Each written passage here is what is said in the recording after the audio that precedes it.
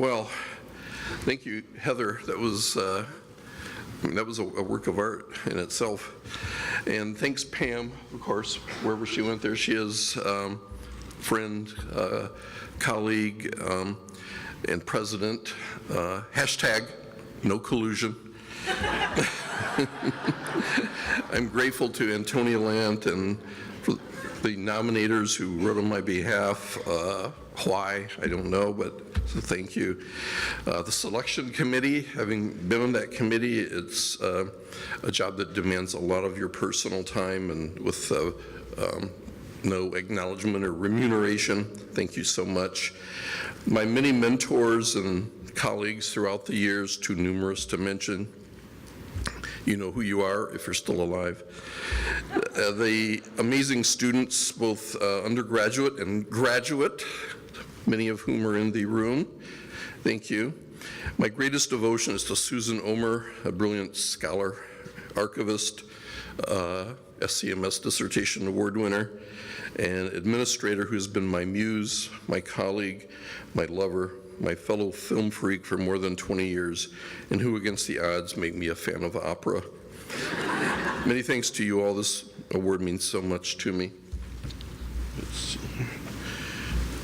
Since I've never received a Career Achievement Award before, I asked around to see what might be expected in an acceptance speech. The strongest recommendation was not to delay the access to the bar. Heard and noted. So I will constrain my windy nature and try to stick to the script as much as possible. Second, they told me it should be inspiring, especially to the young people in the field. So my first word of inspiration is, I met Susan at an SCMS conference. So look around. There's a reception. Enough said. So it has proven to be very difficult to single out a universally applicable inspirational thought. So I thought I would begin simply by sharing my own career story with you, and we'll see what happens.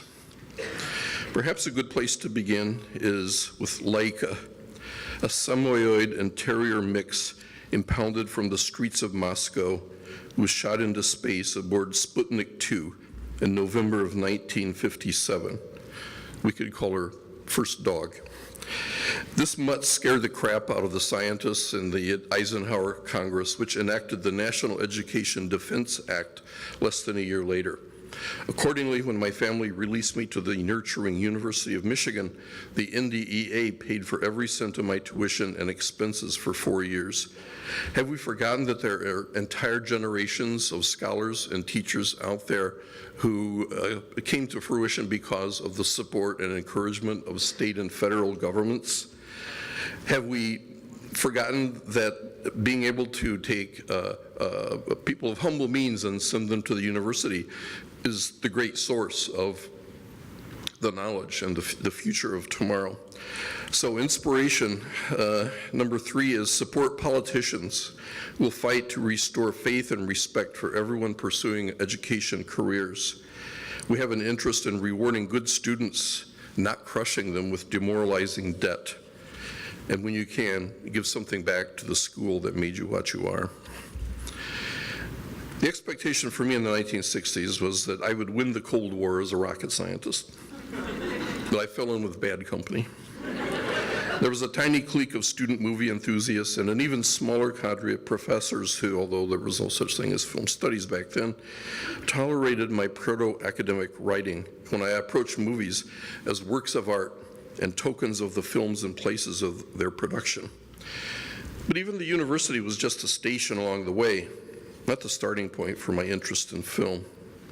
Now, a little digression that will redeem itself. I'm certain that each of you has had to answer the question, what is your favorite movie, game, cable TV series, whatever? Most recently, I was seated at a dinner next to a bureaucrat from our Midwestern city. After I revealed my interest in film, he was dead set on making conversation and asked the inevitable, what's your favorite movie? I gave him my stock answer, The Searchers with John Wayne. Now, The Searchers is always somewhere in my list of favorite films. John Wayne is not. The actor's neo-fascist politics and invidious racism have been public knowledge for decades. Nevertheless, his performance in this film is amazing as the tormented anti-hero. It's astonishing. An honest list of my favorite films would fluctuate every day. Today it's Custom Car Commandos, the Kenneth Anger film, a tribute to boys polishing their fetishized muscle cars with big powder puffs. Bruce Bailey's All My Life is a minimalist one-shot pan across a rambling rose set to the Ella Fitzgerald song of that title. It achieves a zen-like sublimity. Bruce Conner's collages, A Movie and Cosmic Ray, are cinematic apocalypses. Sometimes I still mirthfully recall a film that I wrote a term paper on for my Iowa professor, Dudley Andrew, Liberation of Manique Mécanique by Stephen Arnold.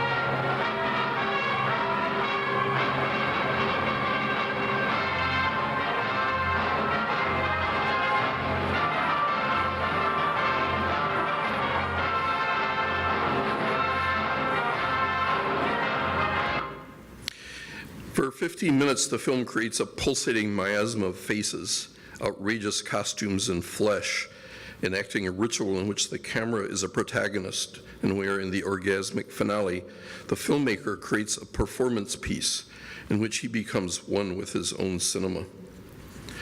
My favorite D.W. Griffith film, it's from 1909, The Country Doctor.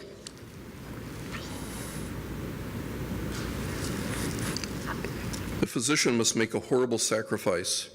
Which child must he let die? His poor neighbor's girl or his own sick daughter? For classic Hollywood, it's hard to know where to begin. I would have to include William Wyler's back-to-back masterpieces, Mrs. Miniver and The Best Years of Our Lives. Foreign film, in addition to the entire French New Wave, there's Mephisto, the Hungarian film made in 1981 about how complacency paved the way for Adolf Hitler. Unfortunately, is becoming more prophetic with each passing month. My favorite auteur, Jean Vigo. Contemporary films, I don't know, Son of Saul, A Fantastic Woman, Roma. I can't forget animation. Any number of Japanese anime would qualify. But for perversity and visual shock, Émile Cole's Retapeur de Cervelle, Brains Repaired, from 1911, is still hard to beat.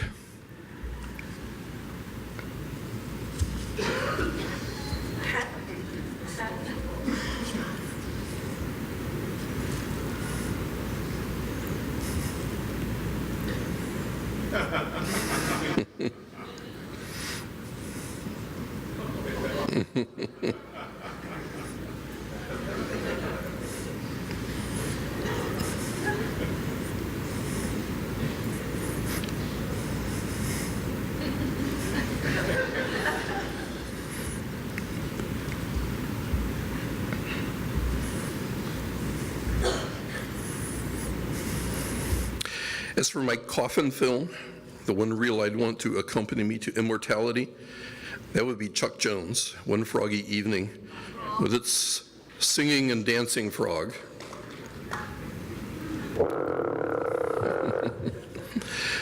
My keenest passion, though, has always been for film noir. Whether it's Peggy Cummins in Gun Crazy, Burt Lancaster in The Killers, Robert Mitchum in Out of the Past, Barbara Stanwyck in Double Indemnity, or Humphrey Bogart and Gloria Graham in A Lonely Place, these are quintessentially perfect actors in perfectly crafted, compelling, violent existential puzzles without obvious solutions. But how many of these cinematic moments can the casual conversation take in? Just saying the searchers usually satisfies my inquisitor and the conversation moves on. But this time my newfound companion wouldn't let me go. Why is The Searchers, which he had never heard of, my favorite film? Well, I have a prepared response for that too. It was directed by John Ford, perhaps America's greatest director, and besides, Roger Ebert and the Library of Congress have said so. No, that's not what I mean, he interjects. What I want to know is, what does that film really mean to you? I stammer a bit, and mercifully and coincidentally, the dessert arrived just as he had to beat a hasty retreat to the lavatory. Nevertheless, his insistent question haunted me. Explaining the greatness of Ford's cinema is a lot easier than explaining the greatness of an out-of-focus, overexposed 16mm film about a gay orgy or a singing frog cartoon, or any kind of cartoon. But really, what is the deeper reason? This leads to my second inspirational suggestion. Take time to look inside yourself to see what fundamentally makes you love cinema and media.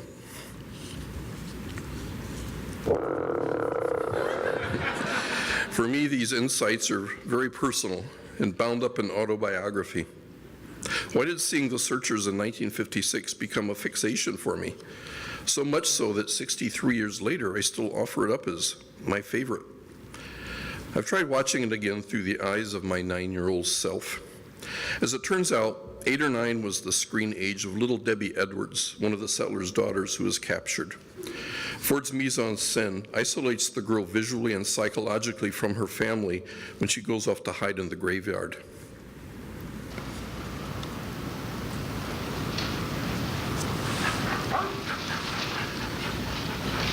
Chris, go back! Go back, Chris! Go back! Chris! Go back! Go back, Chris! Chris, go back! Go back, Chris! Chris!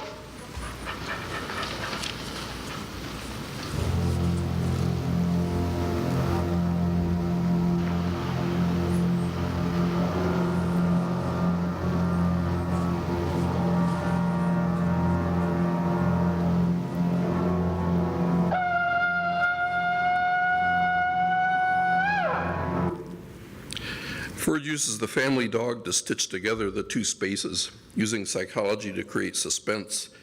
Being the same age as Debbie, I must have been profoundly terrified when the painted brave silently appears. His menacing shadow symbolically presses her against the tombstone of her ancestor, who, as the epitaph ominously tells us, had been killed by Comanches in her 41st year. Back then, I would not have noticed that Scar was not played by a Native American actor. Later, I would become aware of the racist subtext of the Westerns, and John Ford's in particular. And much later, I would appreciate how The Searchers was, in fact, a crack in the crystal, a time when Ford himself was starting to question his own approach and his own understanding of Native American history. This, however, was not the scene that traumatized me.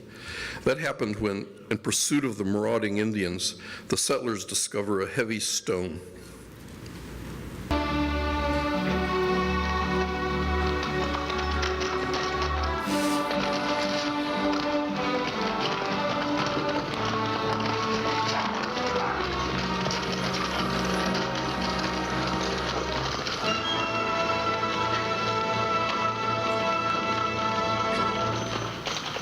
Another one, huh? Give me a hand, Charlie.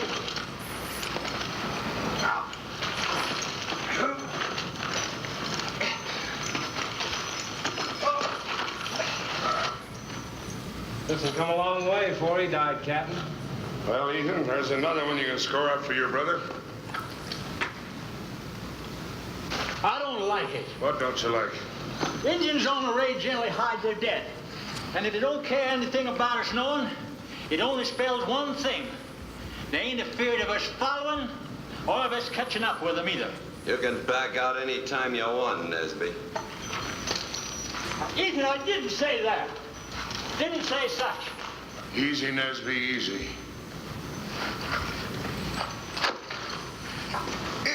Jorgensen! Why don't you finish the job?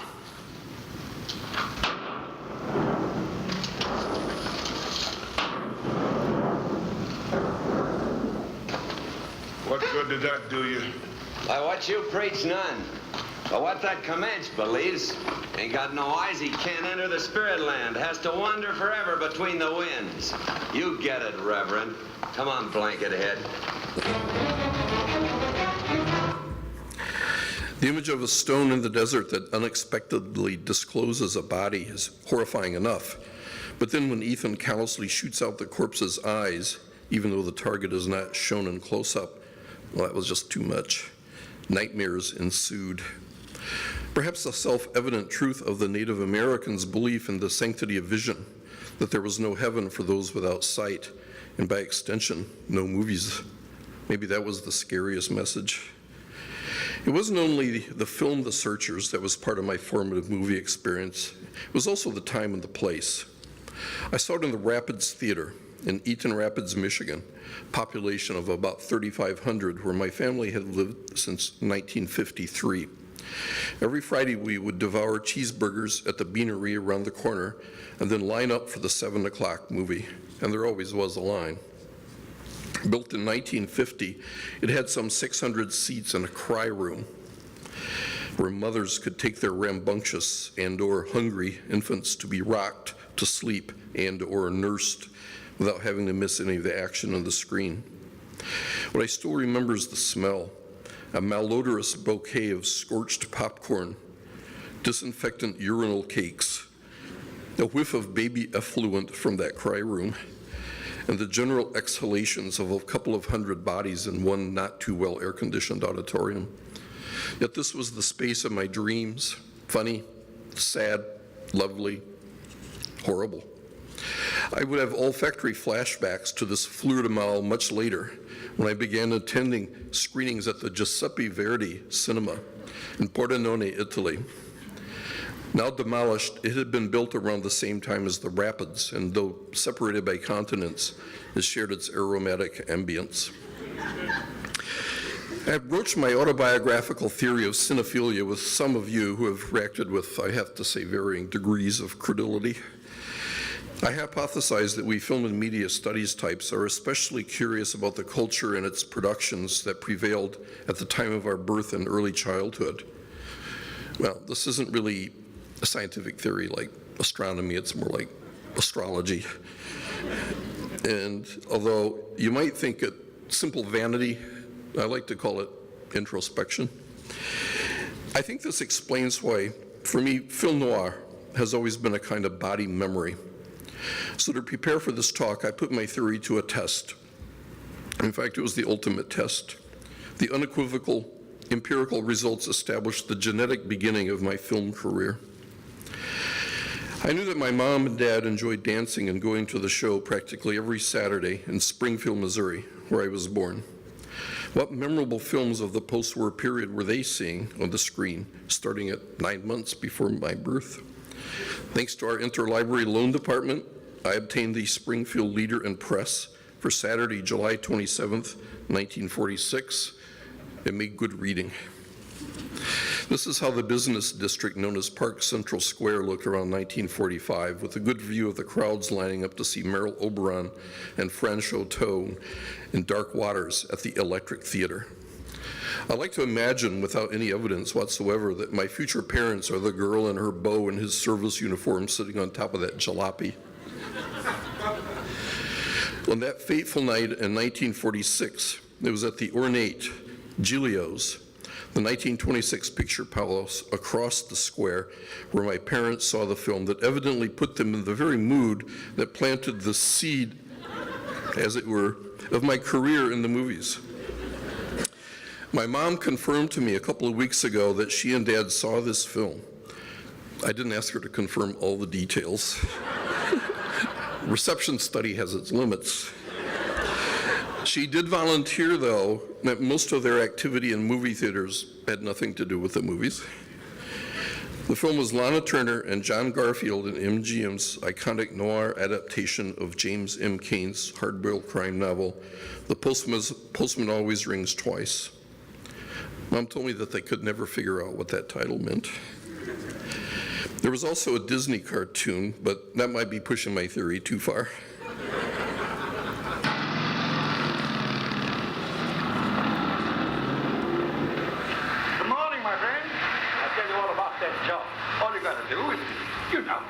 around the place? Well, right now I got a certain trouble that keeps me from working. You look healthy. My feet. They keep itching for me to go places. But it's a nice place you got around here. How's the food? I'll make you a wonderful hamburger, free of charge. Yeah? Just to show you the kind of food that goes with the job. Do you know anything about automobiles? Oh, I'm a born mechanic. Well, In retrospect, I can see how this film might have been memorable for my parents. Like Garfield, my father was a fresh veteran with ambition, but also with wanderlust and an eye for the ladies. His job was flipping cheeseburgers in a diner. In due course, I came along. Like the film's Frank and Cora, and maybe a little like Ethan Edwards, my parents had itchy feet. Unlike their screen counterparts, they did not murder anyone, but soon they would embark on their own odyssey through the Southwest, California, and Wenatchee, Washington, the self-proclaimed apple capital of the world, 150 miles up the river from Seattle, and then work back again. With their 2 little boys in tow, they followed the migrating western harvest picking fruit. The scent of orchard warehouses merged with old movie houses. These childhood journeys in memory have become plot points in my life, my inherited cinephilia, and the pentimenti of my own quests for identity.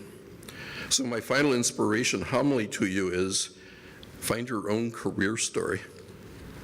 Ask why certain works, texts, and events have become talismans for you. Look inside yourself to understand your own searches for fulfillment, whether in the arts, athletics, academics, or whatever. Our family had little spare change, but we always had time to attend the show. Friday nights came, we sought out cheeseburgers, got in line, participated in the community ritual of a shared spectacle with our fellow sweaty travelers, and immersed ourselves in cinematic worlds designed to spawn dreams and nightmares wherever we were. I guess that's why The Searchers is my favorite film.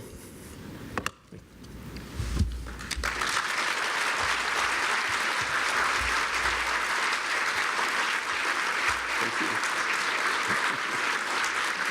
Thank you. Thank you.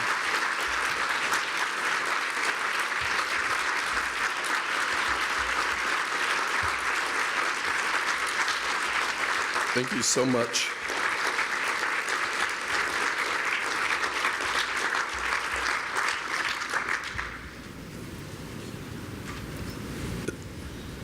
I yield the podium back to the Madam President. That's how you get a speech, people. I'm starting to believe your theory. I'm starting to believe